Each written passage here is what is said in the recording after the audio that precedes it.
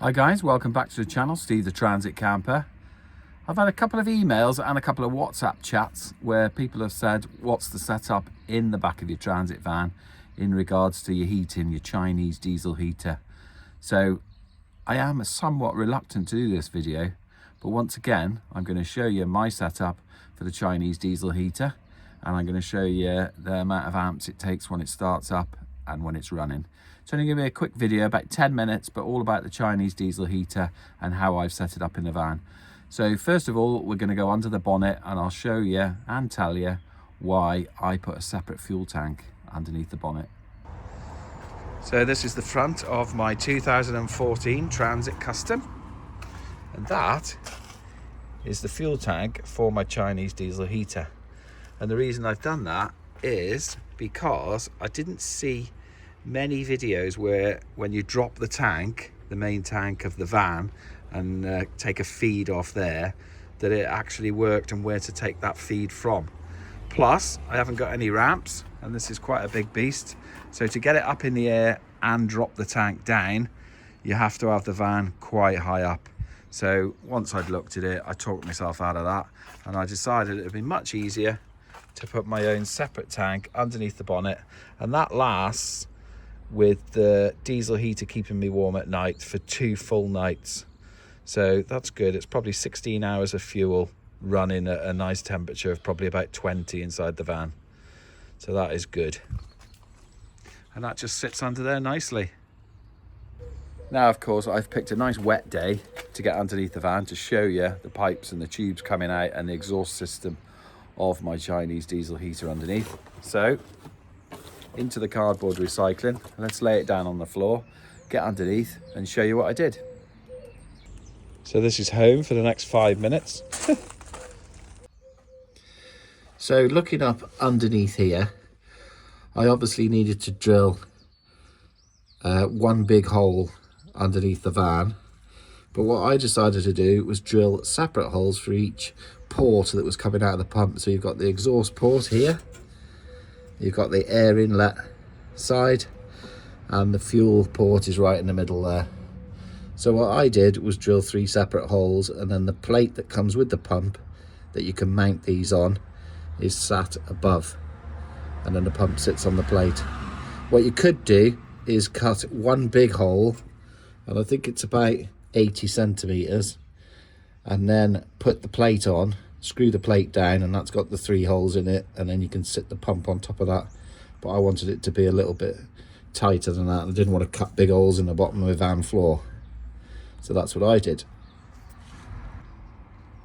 The exhaust is mounted there directly to the chassis, and that's been absolutely fine. I would probably recommend that you bring the exhaust out to the side, so you're not putting exhaust fumes underneath the van where you sleep, because it can sneak in. We've had no problems with smells or anything, so I wouldn't worry too much. But if I was recommending how to do it, I'd have that exhaust sticking out a little bit towards the side of the van. Then we've got the air intake, which comes underneath, and lo and behold, I didn't even know until I've had a look now, the little filter off the end is missing. So I've obviously knocked that off at some point. So, but that's my air intake, takes it out through there. So that air obviously goes inside the diesel heater into the combustion chamber, which is mixed with the fuel, which is heated by the glow plug, which produces the heat, and then it's exhausted through this, obviously. So that air intake, although that breather is missing, it's obviously got knocked off at some point. Any of the air going up here doesn't end up inside your van. That's all enclosed for the combustion of the heat exchanger. Doesn't look bad underneath the van. I've had this since 2016. It's a 2014 Transit, and it's not failed an MOT yet, so that's good. Let's hope we have many more. There's the pump, obviously mounted at 45 degrees as recommended. It's a simple pump. It's a little element inside that just knocks like that. It's just like a piston pump, if you like, and it just delivers a tiny amount of fuel up that pipe with a one-way valve to stop it coming back, and that feeds into the combustion chamber of the Chinese diesel heater. Very, very simple and robust setup these are. So simple, they never go wrong. So that's all that's underneath the van. Let's have a look what's on the inside and where I put it. So I chose to mount my Chinese diesel heater underneath the sink, and it was probably the last thing that I put in. So I was kind of, right, where's that going to go? Oh, it needs to go there. This is multi-directional. Obviously that's been kicked a few times when I've been at the sink. It's a bit tight in here. That's all got a bit broke, but let me show you inside. So underneath the sink, we've got all our cleaning stuff, and we've got our black water waste, and that hardly ever really gets filled up, I'll be honest with you. We don't use the sink too often, only when we go away for a weekend, and then we'll empty that on the campsite if we're doing a camping one. But for stealth camping, hardly ever use the sink. I usually cook, put all my dirty plates in there, and then sort it all out in the morning back at the house. But the Chinese diesel heater is mounted underneath there. As you all know, food is very important to me when I'm stealth van camping. Heat as well, that's why I've got the Chinese diesel heater. But I have got an extra gas heater, or stove I should say, underneath the sink, just in case my main gas pipe runs out. And that's there. It's just one of those 20 quid stoves where you can just fry off a bit of food, just in case we run out of gas, which has never happened really, so we're okay. So with the wastewater removed, all I've got is a couple of bolts that push through there, and they're held on the other side with these, nice and simple. And then this whole floor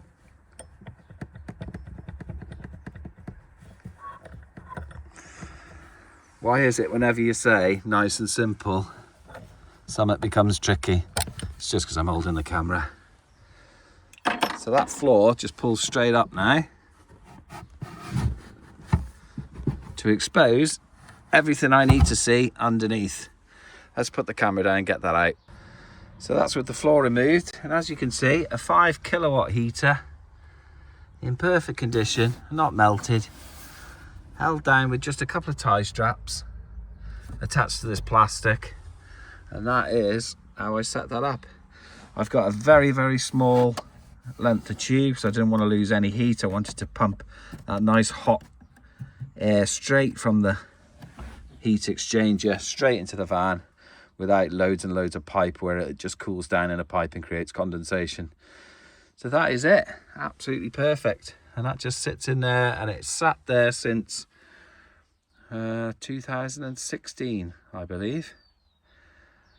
So maybe a bit later, maybe about 2018, but it's certainly been there 6 years, and it's never let me down. I've never had to take it apart and have a look inside it, and they are really, really robust pumps. And I've got to say it, this pump has shut down several times without going through a cooling cycle when the batteries have just let me down. And although it's supposed to kind of know when the voltage is going low, and then it would just go into its own shutdown, sometimes it's just stopped dead. So there's nothing wrong with it. Starts up first time after, not a problem. It's also ran out of fuel and stopped, which is not a problem. That happens quite regular really, because it is only a small tank. It only lasts 2 nights, and if I forget to fill it up and I think, is it full, is it not, I'll just run it. Sometimes it runs out of fuel. If it runs out of fuel, I don't go through any of those motions of starting it with a feed and just priming the pipes. Don't bother with any of that. I just switch it on, and maybe it takes 3 goes and it'll start up absolutely fine. So I don't bother with any of that. Anyway, let's have a look at it starting up, and let's have a look how many amps it takes. So that is the floor going back in. It's very simple, just drops down, and then this side just sits on the ledge, and then I put my bolts through, and I usually, when I'm putting the retainers on the other side, these knobs, I usually drop them and they end up down there, which is an absolute pain.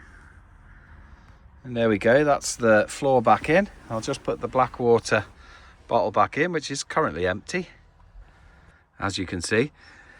And I made that real simple. You just unscrew that and pull it out. There's no straps or anything like that. Anything that's a pain that you just wouldn't want to do it on a camping weekend.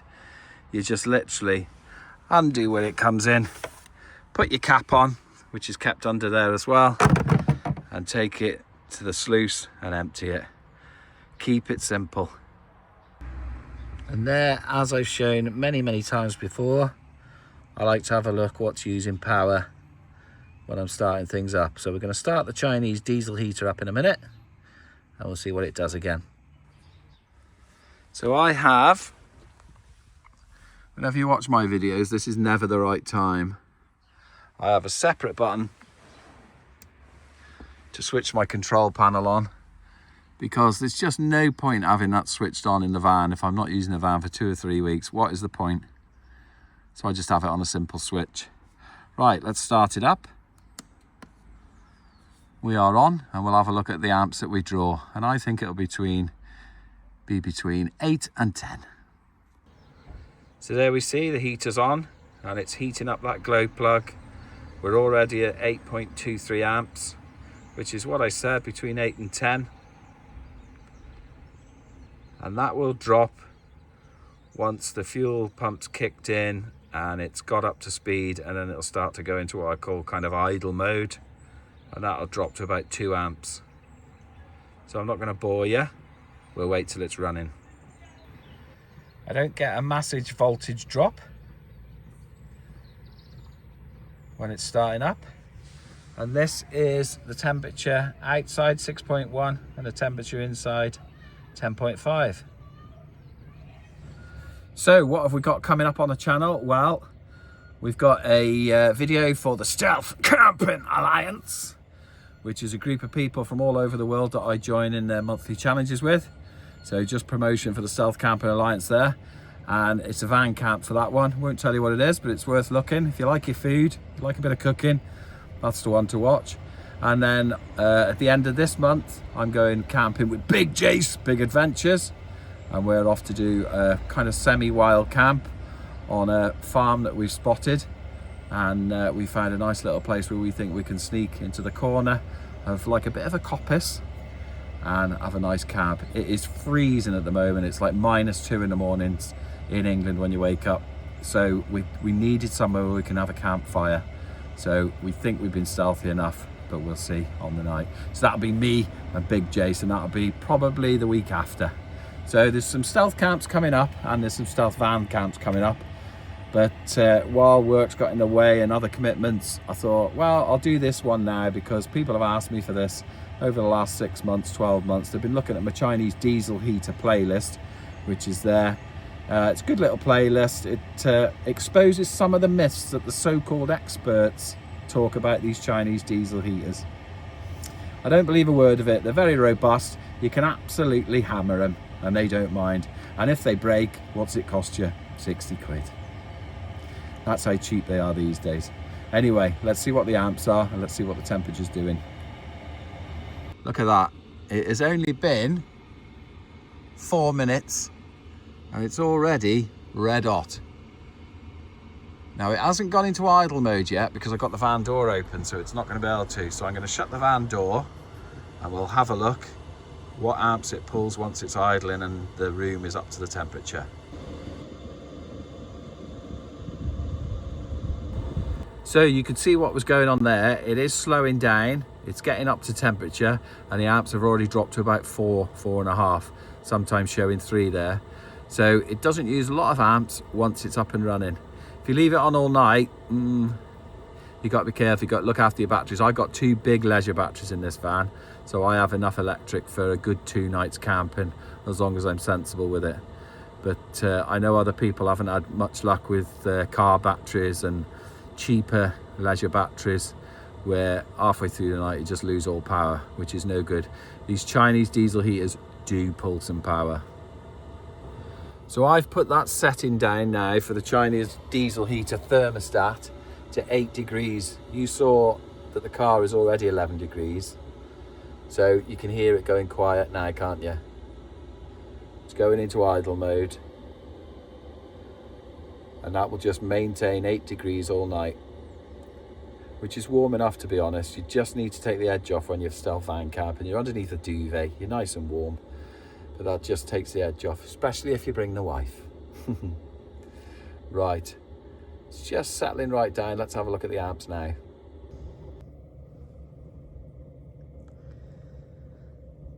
And there you go, that's with the heater on, set at 8 degrees. You're looking at 1 amp an hour in idle mode. It's even less than that. So that's pretty good. And look at that. That whole thing has only taken 9 minutes. I'm going to switch that off now. And that will do its cooling off. And in the cooling off period, you can see that the amps will go up. The glow plug will come on. Glow plug.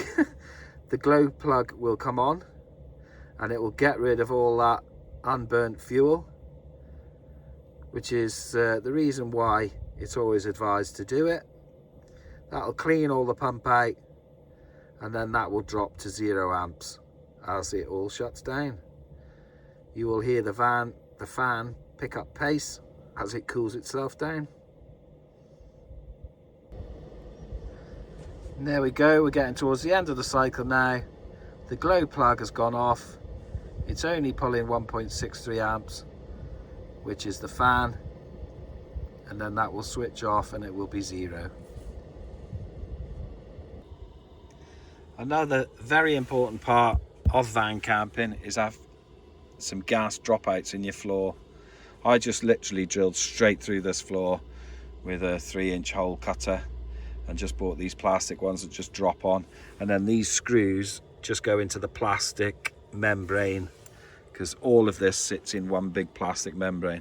This carpet is filthy, by the way, because it's mud, and I've been told off for it because Big Jace got in here with his dirty boots. Here, Big Jace, Big Adventure, like and subscribe. but I said, don't worry, Big Jace, we won't get into trouble. Well, I did get into trouble. So that's the gas dropouts, very important.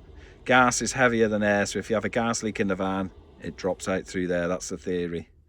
Pump's just gone off as we've been talking, or the fan's just gone off as we've been talking. And there we are, 0.3 amps.